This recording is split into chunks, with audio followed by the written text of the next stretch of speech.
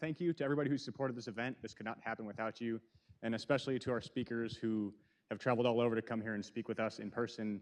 It's going to be incredible. So without further ado, I am very happy to introduce our first speaker, Yvonne Mawarire.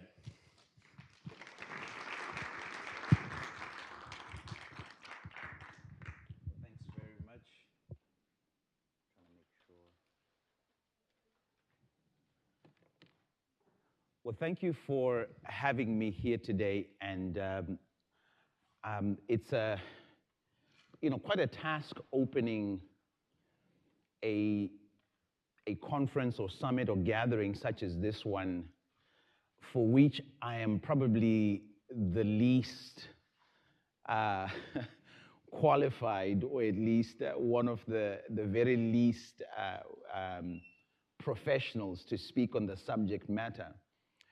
But I think that for me is probably the exciting bit, that I get a chance to tell you a little bit of my story and why this idea of a currency or an ability to keep your livelihood safe is important to people like me. So, I come from Zimbabwe, and if you're looking for a subject title this morning, I'm going to talk about freedom tech and solving for the least amongst us. And part of that phrase, the least amongst us, comes from what my real work is. So I am a pastor. That's what I do, or that's what I did when I began on this journey. And one of the things that I thrive on doing, and this is part of what our church was doing when I began the journey, or the story that I'll tell you about, was trying to help the least amongst us. Trying to help those who can not, for some reason or the other, help themselves, but mainly because of the situation that the economy in our country was set up.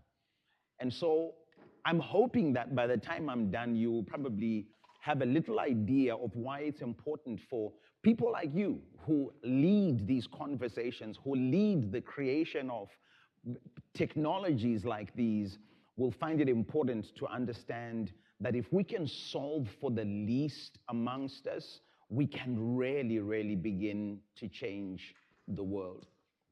So this is a little phrase that I gave last year at the Global Bitcoin Summit. And it says, if the solutions we create do not help the least of us, we miss the real opportunity to truly change the world. Only 20% of the world's population lives in freedom, according to Freedom House's annual report on freedom. And what that means is that the largest part of the population in our world today is living in some sort of an oppressive environment. The most egregious, violations of those, of course, are the violations where people do not have the freedom to really just be humans.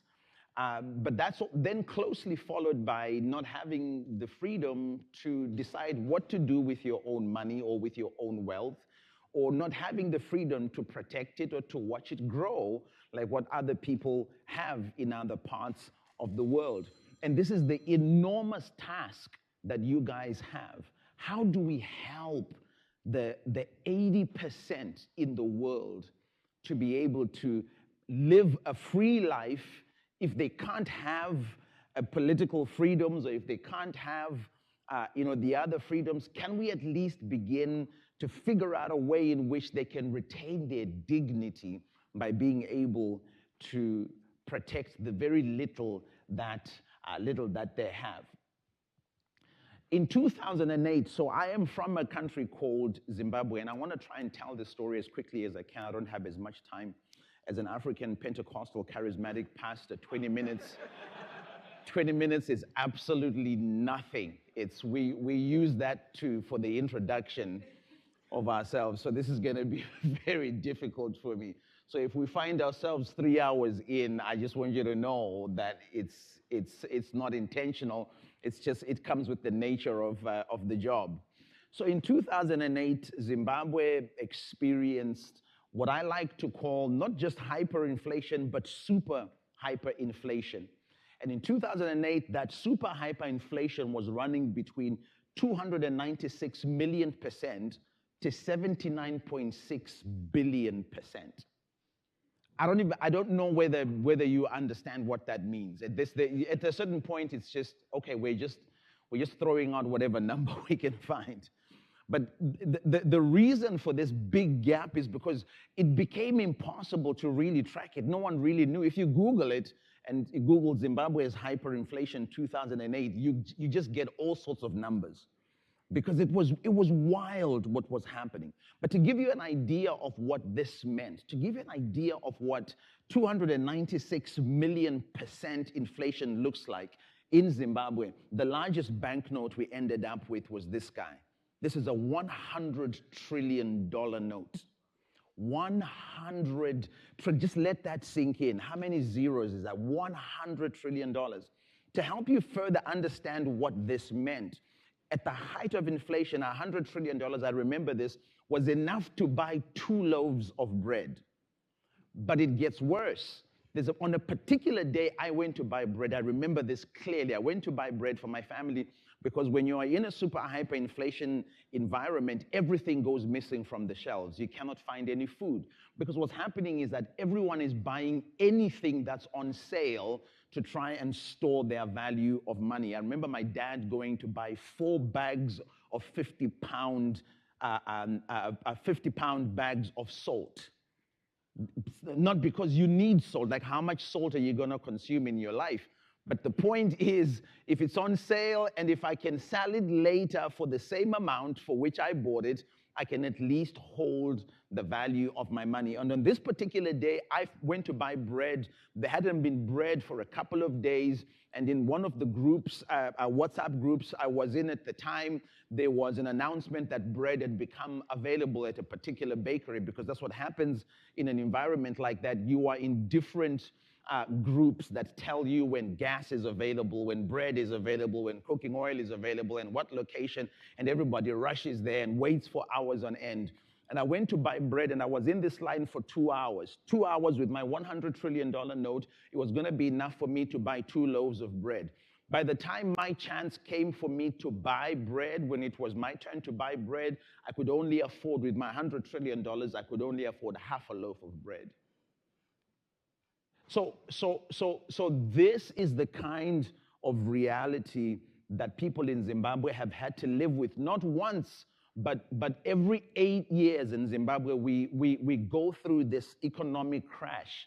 We go through this introduction of a new currency that eventually goes to nothing, and people have to start again.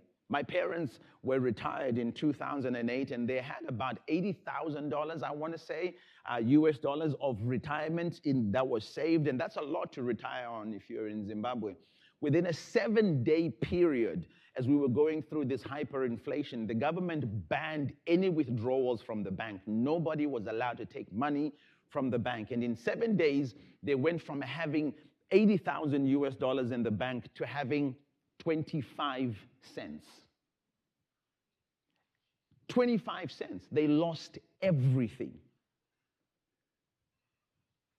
And in 2016, when I then began to try and figure out, and this will give you an idea, by the way, a kind of a pictorial idea of what was going on. This is a picture of a young man that's gone viral. He was going to buy candy or something, or had been sent. This is someone else going out there to try and buy. So this is the reality of what happens when you live in a society where the money is the money system is at the mercy of a government that just does whatever they want whenever they feel like it. There's many factors that contributed to this in Zimbabwe. The biggest being the fact that the government was spending way much more than they were making, so they just began to print money. And eventually it just was worth nothing, and they mopped up all the real value until we were left holding paper. And this is the guy that was responsible for it. Robert Mugabe was Zimbabwe's president for 37 years, coming to power in 1980. Let me give you a bit of an idea of how Robert Mugabe ruled Zimbabwe. At the height of him holding on to power, in fact, if we go back to 2008, for the first time since 1980, Robert Mugabe genuinely lost an election. He had been rigging the whole time, but 2008, it was obvious that he lost the election. He simply refused to go. He simply refused to go. And to punish the people that had voted against him, he went into every area that voted against him and gave them a choice of what they called long sleeve, short sleeve. And that's where you choose whether your arm is chopped off at the wrist or is chopped off at the elbow, as a reminder that you should vote correctly the next time. And I'm trying to paint for you a picture of why it is that a people allowed $100 trillion note to exist. Because the question in your mind is, where was everybody? Everybody was there, but everybody was scared because of what we had seen. And I've just given you a tip of the iceberg of the kind of brutality that Robert Mugabe meted out. This is where I come into play. In April of 2016, Zimbabwe was going through a second economic crash. And I was sitting in my small church office trying to figure out how to feed my family, and it was not working. The money that I was holding was losing value fast, and there was just a shortage of goods. And I knew what this meant because I'd seen it happen in 2008. The only difference was that now in 2016, I had a family. I had a 5-year-old, a 3-year-old. My wife was pregnant with a third one. So the reality of the hardness of life became very evident very quickly. And so I propped up my phone against my Bible in my small church office, and I recorded a 4-minute video. And in this 4-minute video, which began as a rant of frustration, I began to talk about why it was important for us as Zimbabweans to figure out a way to do something about the challenges that we were facing. I knew nothing else except to get up on a Sunday with my small church of about 40 people and preach a sermon. But what I did know on that particular day was that we needed to figure out a way to do something to save ourselves and the least amongst us. That little video, if you get time, you can go and check it out. I don't have time to play it here today. But that little video opened a little pathway that began a journey of what became a citizens movement in Zimbabwe. We built a citizens movement by complete accident, had not intended to do it. But here we were now becoming the voice that millions of people in our country were listening to. And so this flag citizens movement was born. And what happened, the reason it was called This Flag is that in my small church office, I had the Zimbabwe flag with us. And in this first video that I posted on Facebook, I began to talk about what the flag of Zimbabwe meant. When they gave us freedom in 1980 and the new Zimbabwe flag was released, it carried a story. Every color meant something. The green was about our rich agricultural heritage. The yellow was about the minerals that are deposited in Zimbabwe for the enrichment of the citizens. The red was for the blood that was shed during the War of Liberation. And the black was for the black majority who had now become first-class citizens in a nation where they had been regarded as second-class citizens since the 1890s when the country had been taken over by the settlers. And yet for us, none of us were seeing any of this prosperity in 2008 or 2016. And so in this video, I started to talk about the flag, Zimbabwe's flag, that it tells a story. It tells a story of pride. It tells a story of prosperity. It tells a story of people being able to have dignity. And yet we don't see that. We don't have that dignity. And so people began to call it This Flag Citizens Movement simply because the videos I was doing, and there were a couple of videos, were talking about Zimbabwe and talking about our flag and restoring the story that brought us to independence, which was now different from the reality that we were living. Over the next couple of months when this movement began from my small church office, we started to help people to find their courage, which became the big part of our work, finding the courage to do the things that matter the most to you, or to defend the things that matter the most to you. And of course, that led us to a place where eventually we were able to put together a couple of campaigns and a couple of protests. In Zimbabwe, it's illegal to protest on the street unless you cannot protest the government on the street unless you get permission from the government to protest the government. Very smart concept, if you ask me, right? And so we had to figure out ways and how do we teach people to speak truth to power. And one of the campaigns we put together was something that we called Shut Down Zimbabwe. And Shut Down Zimbabwe was a protest in which I asked people not to go to work, not to open their businesses, not to take their children to school, not to go to the supermarket, not to go to the bank on one particular day in the week, and we shut the country down and we bring the whole country to a standstill. The problem is I led a church of 40 people and I was trying to get 12 million people to do this shutdown. And that was very difficult as a concept. But when you have nothing else to go on, you try the impossible. You try what seems crazy because you're desperate. And so I remember doing this, and of course, Robert Mugabe was not happy about it. I was beginning to be labeled a terrorist, and I was being labeled all sorts of things. But I'll never forget this for as long as I live. On the 6th of July, 2016, we had called this protest on the 4th of July, 2016, to happen on the 6th of July. So we only had 48 hours. And on the 6th of July, 2016, the whole country came to a complete standstill. I'll never forget it as long as I live, because it was both a most exciting day and a most terrifying day. Because at that very point, the government then began to hunt me down. And a couple of days later, after that happened, I was then eventually arrested, and I was charged with treason. I spent 2 nights in a maximum security prison that are probably some of the hardest nights I've spent in my entire life. I was beaten and I was tortured. But it's what happened in the morning that for me raised the pain of being held in that jail cell. Thousands of people began to gather at the courts where I was going to be tried, demanding my release. And what I find exciting about this is that these are people that everyone had said could never find their voice, and yet they showed up. And for me, it was proof positive that if one of us steps up with an idea that works, everyone else who is afraid begins to find their own courage. And that's part of the message that I'm trying to put across to you today. That the work you guys do in promoting these kinds of platforms where people can be safe, where people can be free, might seem futile now. But there are people in other parts of the world that will depend on these technologies, that will depend on the findings, that depend on some of these platforms that you guys are creating. I'm going to move a little bit quicker. I was released that night because of these thousands of people who showed up at the courts and had to make escape immediately that night.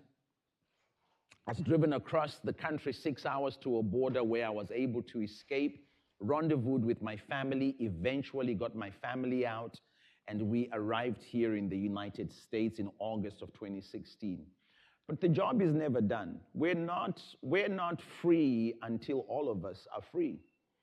And so it was my belief that the work we had started in Zimbabwe needed to be continued. And so through a series of conversations with my wife, I made the case that it was important for me to go back to Zimbabwe and continue the work. Of course, it was not an easy conversation, but one that had to be had nonetheless, because sometimes courage demands that we do things that are uncomfortable to us. I think one of the hardest things for a lot of people is wanting change, but wanting that change whilst they are in a place of comfort or in a place of guaranteed security. And the two just do not work together. If you're gonna find change, if we're gonna make things happen, sometimes we have to leave where we are in terms of comfort and go into that place of discomfort so that we can disrupt and kind of get the change that we want. And so I made my way back to Zimbabwe and left my family here in the United States. And I was arrested immediately at the airport on arrival. I'll never forget the feeling because I thought I'd made the biggest mistake of my life. And for many weeks and many months after that, whilst I was held in Chikurubi Maximum Security Prison, and this is the prison cells in which we were held in, I pondered why I had made that decision. But it's the journey that we walked on even from here that for me became more valuable than anything else. Because even from the prisons, we were able to organize. Even from the prisons, we continued to speak truth to power and help people find their voice and continue to demand that freedom is not just for the select few, it's for everybody. And so solving for the least amongst us, I remember we came up with this phrase.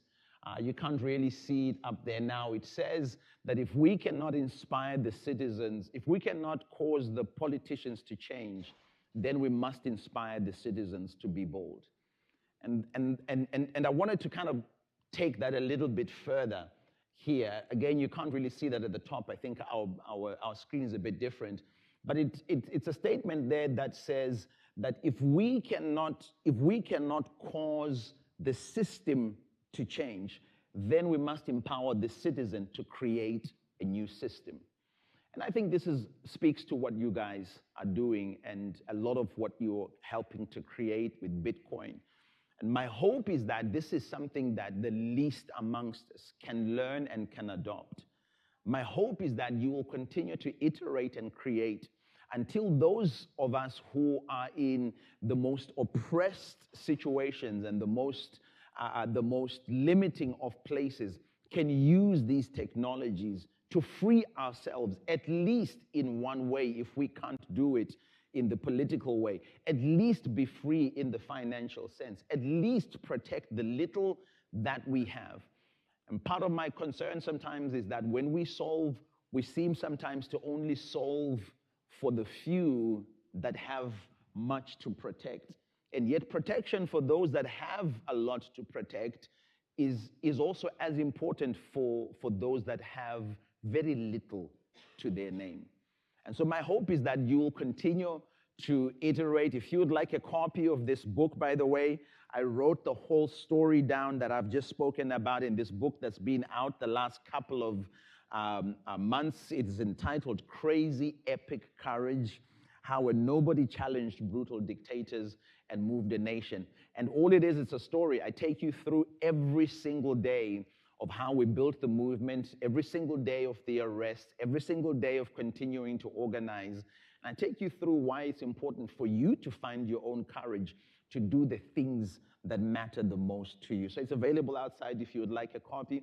But thank you so much for your time. Thank you for asking me to come and speak and to represent the least amongst us.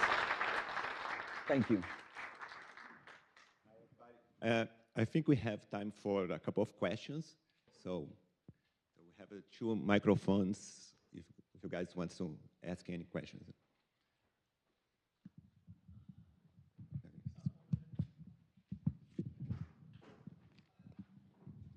So how are things in Zimbabwe right now, and what can we do, I guess? Good question. How are things in Zimbabwe right now? You ready for it? Things in Zimbabwe right now are worse, right? Because that's the way it usually works out, right? Things usually get worse. We saw the departure of Robert Mugabe in 2017, where we continued to protest, and eventually through an opportunity where there seemed to be a coup taking place, we hit the streets and he left office. But the person who took over made it even worse because it was his deputy and they were having a bit of a fight. So, once he took over, it was, our turn to eat, right? Which is the kind of mentality you get in those situations, and it just perpetuated the whole thing. So we're in a situation in Zimbabwe where, in fact, by the way, the currency I showed you earlier on from 2008, by 2009 or 10, I think, eventually that currency was scrapped because it was worth nothing, right? In fact, at one point, they actually slashed off 3 zeros. So that $100 trillion note you see is actually like a I think it's like a $1 quadrillion note, but they removed the other zeros because they couldn't fit on the paper, right? Not because it was becoming too ridiculous, but just, they don't fit on the paper anymore. So but so that was scrapped. And the point I'm making is that it was completely scrapped. We switched over to using US dollars. The whole country was using US dollars. And then we got to 2016 when I started the movement. The reason I started is because the government decided that they were going to introduce another currency, a new currency.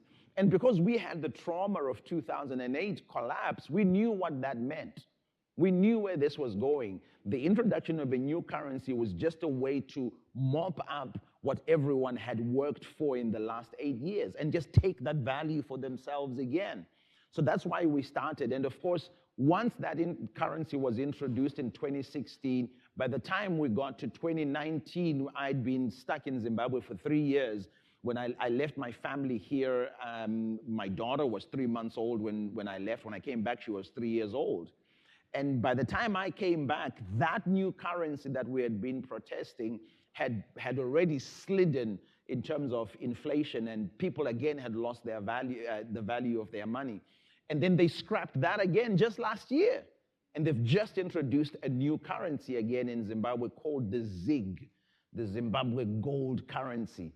Apparently it is pegged to the value of gold. The only challenge is the Zimbabwe gold currency and the price of gold are very much far apart. They're not even the same. So things have gotten worse in Zimbabwe, and the challenge remains the same. The political class have seized power so that they can enrich themselves by taking the money of the poorest and the weakest in our nation. But the struggle continues. Yeah, the fight continues. Okay, guys, this is all the time we have for this session. Thank you, Ivan, for this powerful and inspiring open to the expert.